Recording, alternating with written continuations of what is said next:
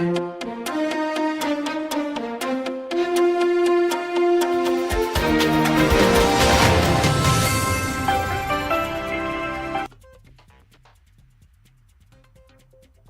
and welcome to the Midday Update. These are the top headlines from our newsroom today. June is now the deadliest month of the pandemic for the Sultanate. No COVID-19 deaths in 6 wilayats since beginning of pandemic. Large turnout as mass vaccination gets underway at OCEC. Tunisia expands lockdown to 4 governorates as COVID-19 pandemic worsens. Sri Lanka to lift travel curbs against expert advice. Italy edged Wales, Switzerland and Turkey's Euro 2020 campaign. In addition to that, in today's episode, we'll be joined by a very special guest who will be talking about the International Day of Yoga and all that has been done in regards to that. But before that, let's see how the weather condition looks like in the Sultanate in our weather update. This is Untitled Chapter with today's weather update, and right now I'm reporting from inside the TFM studio in Al Khuir. Before we move on to our weather update, here is our fact for the day. Ball lightning moves so much slower than normal lightning. It can be as big as 8 feet in diameter, which can cause huge amounts of damage. That is our fact for the day, and now let's take a look at how the weather will be like in the Sultanate.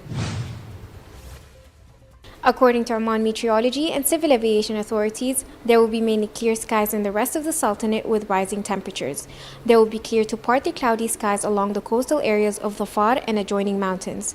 And there's also chances of clouds development over Al Hajar Mountains in the afternoon. And now let's take a look at how the weather will be like in all the governorates. Muscat will be sunny, temperatures between 40 to 32 degrees Celsius. North Al Batina will be partly cloudy, temperatures between 36 to 28 degrees Celsius. Al Buraimi will experience sandstorm, temperatures between 44 to 32 degrees Celsius. Al Dhahira will be sunny, temperatures between 47 to 33 degrees Celsius. Al Dakhiliya will be sunny, temperatures between 44 to 30 degrees Celsius. North Al Sharqiya will be sunny, temperatures between 44 to 29 degrees Celsius. South Al Sharqiya will be partly cloudy, temperatures between 40 to 29 degrees Celsius. Al Wusta will be sunny, temperatures between 44 to 27 degrees Celsius. And Dhafar will have thunder showers, temperatures between 25 to 21 degrees Celsius.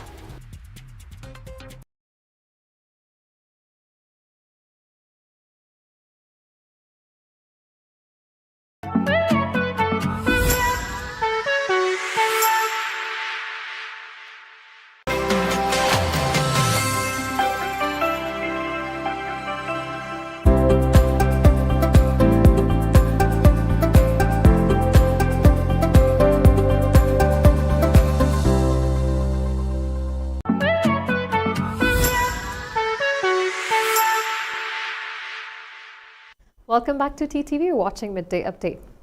Today marks the 7th International Day of Yoga, and as I mentioned earlier, for that purpose, we have a very special guest joining in today for the show, and he has been very vocal and a true advocate of incorporating yoga practice for its tremendous efforts. So without further ado, let's welcome His Excellency Manu Mahavar, Indian Ambassador to Oman. Thank you so much, Your Excellency, for joining us today. It's a pleasure to have you. For inviting me. It's always a great pleasure to come on your show. So, Your Excellency, we know that, you and the Indian Embassy has always been advocating about, incorporating yoga.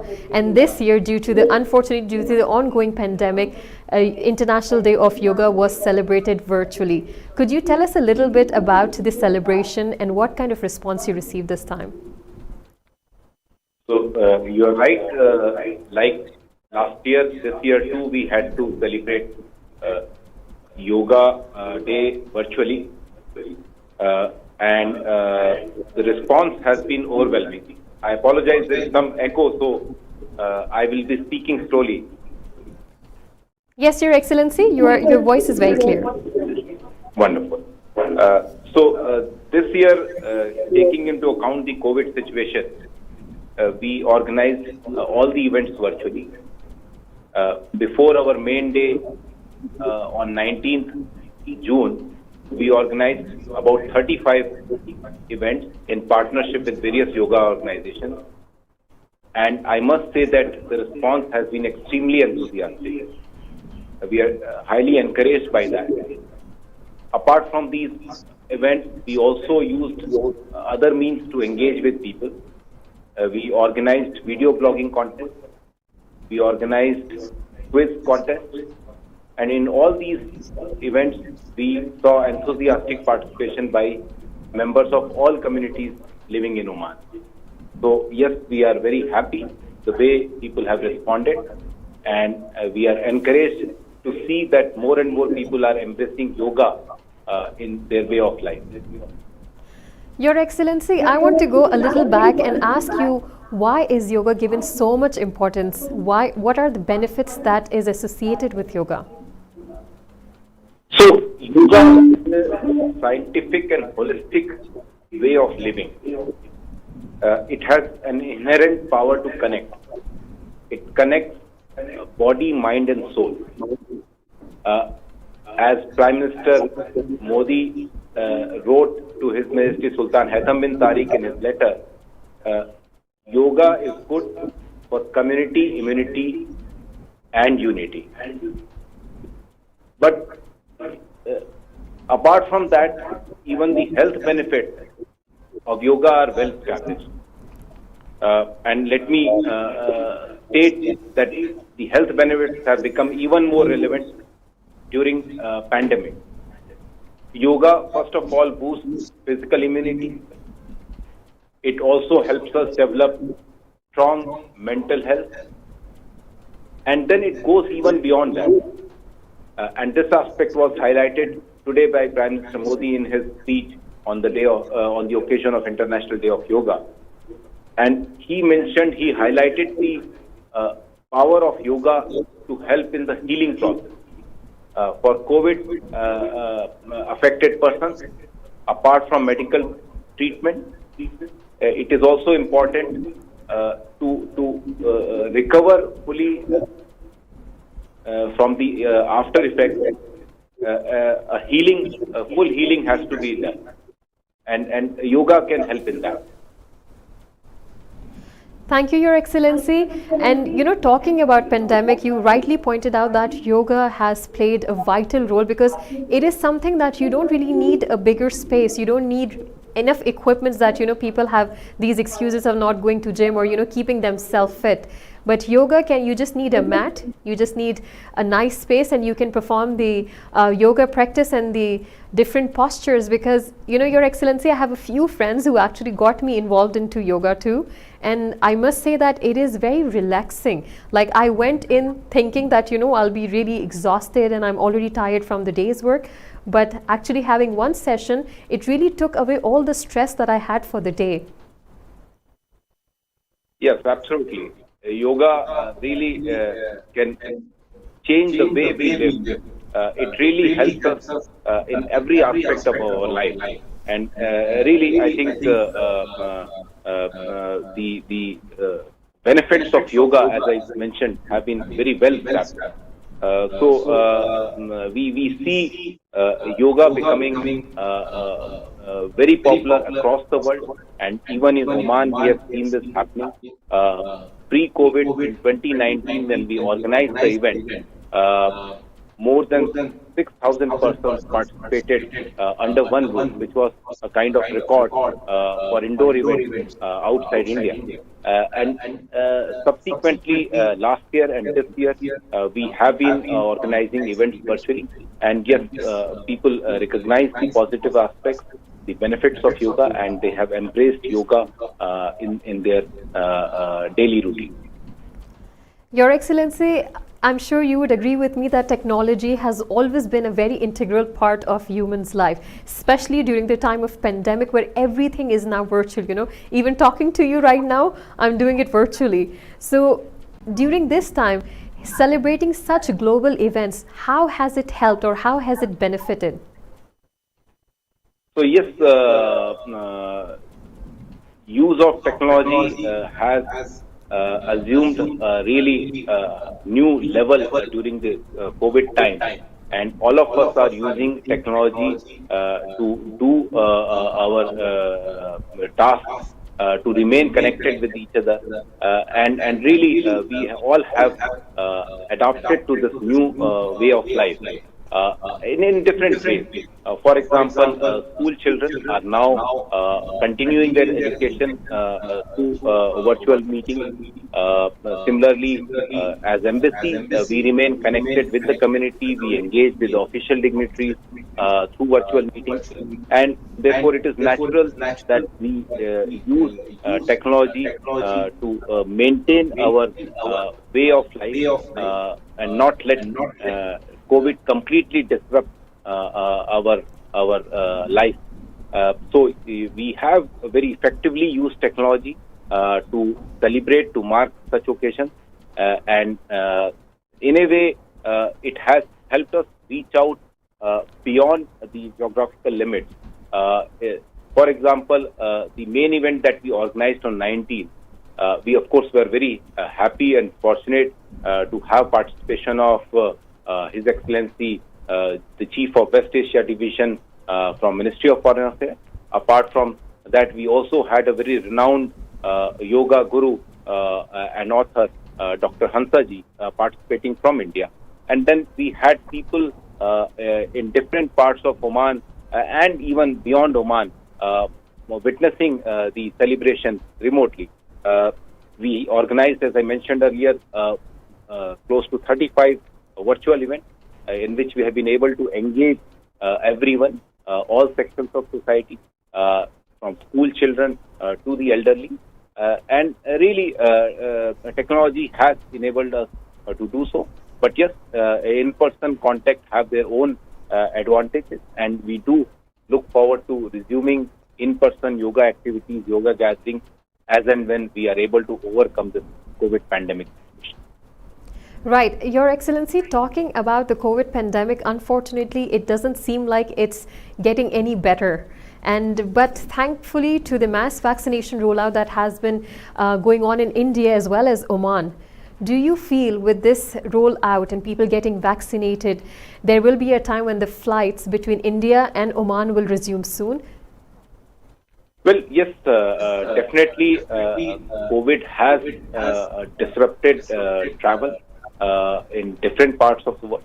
And we do have a situation where a number of Indian residents of Oman are currently in India who wish to return to Oman. Of course, air travel is governed by the decisions taken by the authorities in Oman, headed by the Supreme Committee, and air travel happens according to their directive. The good thing is that the COVID situation in India has improved significantly in recent weeks. In fact, yesterday we had 1/8 of the peak which we had witnessed some time back. So the case count has come down significantly. The positivity rate has come down very significantly, and it's now close to 3%. The vaccination is happening at a rapid pace. We have already administered 280 million doses, which is a significant number, and almost every day we are administering millions of doses of vaccines. So, yes, we remain hopeful that once the COVID situation improves and all these positive developments will be taken into account by the Omani authorities as and when they review the situation. Thank you so much, Your Excellency, for joining us and having such a delightful conversation. It's always a pleasure to have you on the show. Thank you for hosting me, and best wishes to all your viewers. Stay safe, stay healthy, and practice yoga. Thank you so much. Thank you. It's time for us to take a quick commercial break, but stay tuned as we have more updates coming your way from a local desk.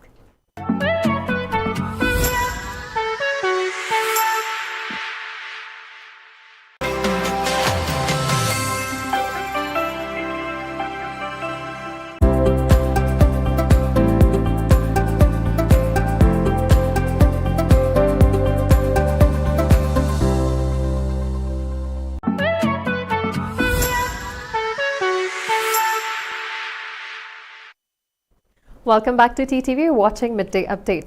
Now, before we get into the details of the local stories for the day, let's see how the COVID-19 situation looks like in the Sultanate today. The Ministry of Health has announced the registration of 31 death cases in Oman today. This has taken the total death toll in the Sultanate to 2,741. The health officials have also extended their deepest condolences to the families of the deceased.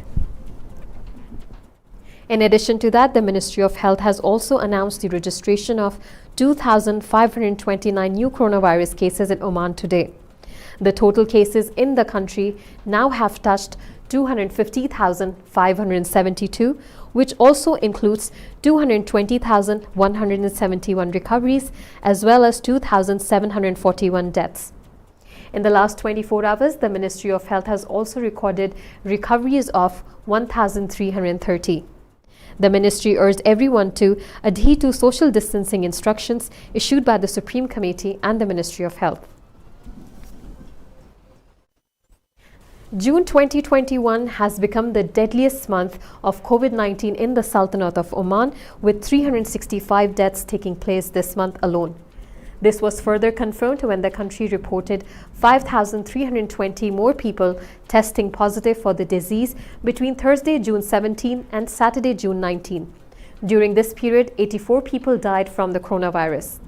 Ibrahim Al-Maimani, a data analyst and social activist in the country, said that the death rate in June, which has seen a daily average of 18 deaths taking place so far this month, was worse than it was in April of this year, when 344 deaths occurred at an average of a little more than 11.5 deaths a day.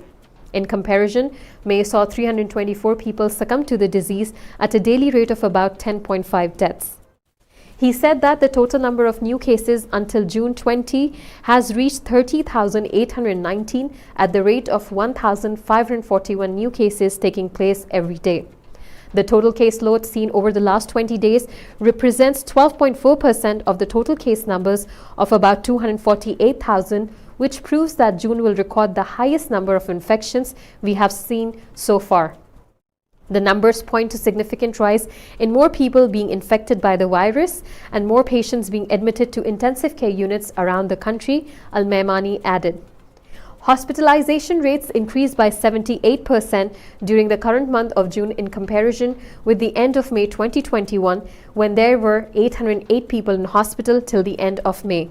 Until June 20th, the number reached 1,436 people, which means 620 more people have been taken to hospital in the last 20 days.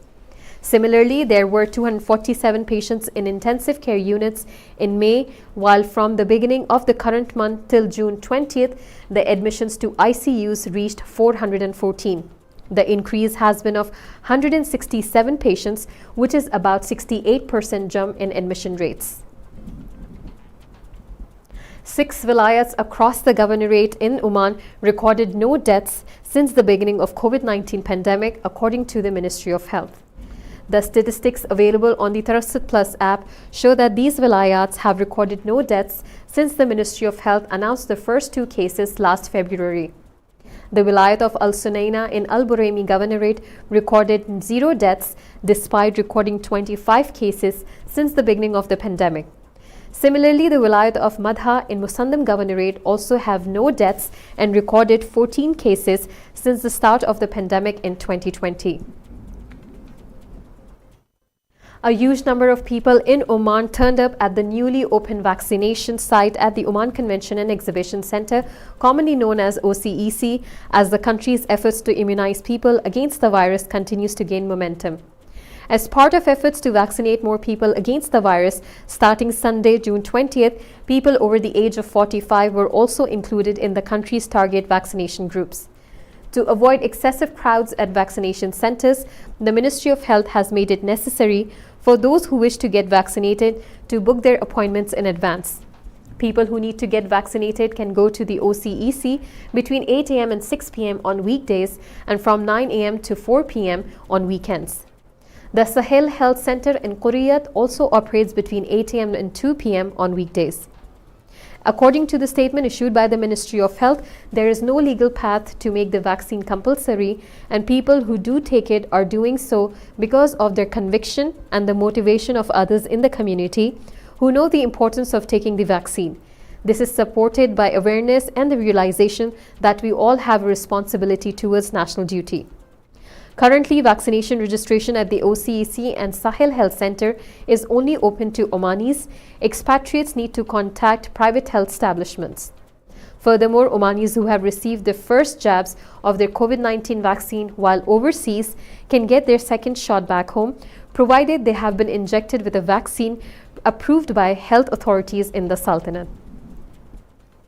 This was all from our local desk for the day. It's time for us to take a quick commercial break, but stay tuned as we have more updates coming your way from International Desk.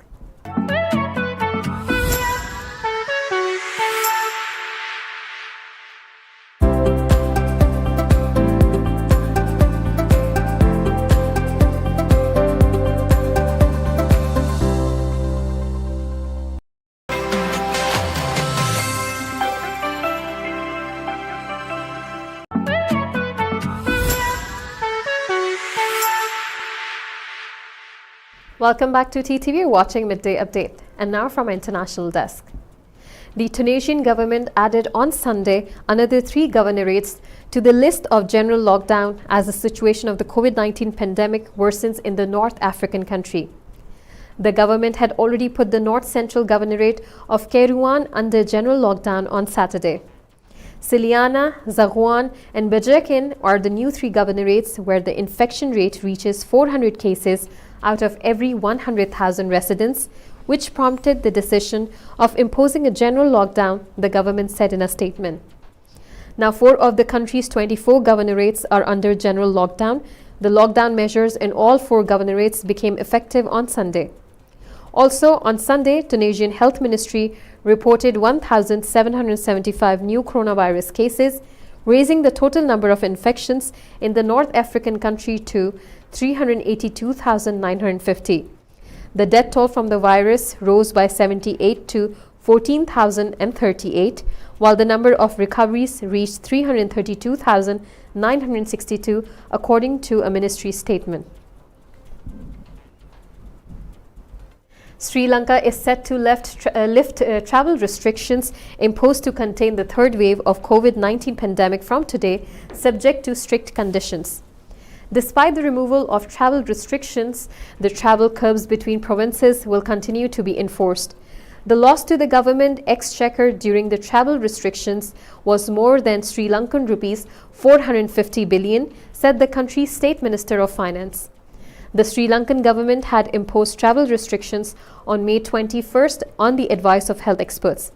Sharply reacting to the latest announcement, Sri Lanka Medical Association, in a letter to the country's President Rajapaksa, requested him not to lift the currently imposed travel restrictions on Monday, which is today, June 21st.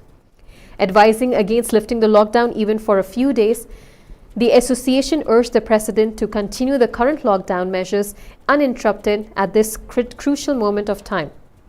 According to the letter, the gains that have been made during the lockdown of the last 3 weeks will then be sacrificed, and it will take all that much longer and a tremendous effort on the part of all stakeholders to return us even to this level of control again.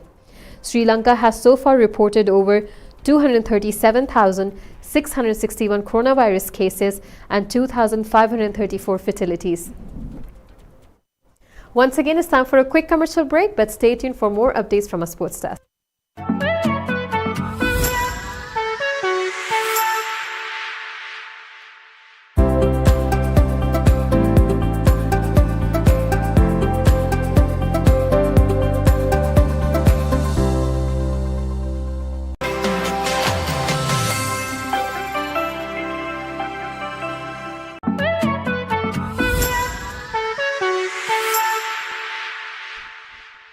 Welcome back to TTV, watching Midday Update, and now from our sports desk. Italy notched a 1-0 win over Wales in Rome in the Euro Cup 2020 Group A on Sunday evening, which saw the hosts through the 3 wins from 3 games without conceding a goal. Matteo scored the only goal of the game for Italy in the 39th minute with a smart flick on Marco's free kick to deflect the ball in at the bar post. The Italians kept the pace up for the rest of the half but failed to find a second goal, while the Welsh had only one chance all game as Bale volleyed over after a free kick. After the game, Italy and Wales both qualified for the knockout stages of the European Championships. Elsewhere in the same group, a brace from Xherdan Shaqiri helped Switzerland to keep their last 16 hopes alive after easing past Turkey 3-1 at Baku Olympic Stadium. While Switzerland 2 goals and Turkey 1, Switzerland restored their 2-goal lead after Shaqiri sealed his double strike in the game. With the result, Switzerland must wait to find whether they have done enough for a last 16 ticket, while Turkey had to end their Euro 2020 campaign with 0 points on the table. With this news, we have come to the end of the episode for today, but stay tuned as we'll be coming back at 5 p.m. with Fighting COVID Your Way. Stay tuned and keep watching TTV. You've just heard the live feed from the TTV studios on TFM 95.4. Let's talk.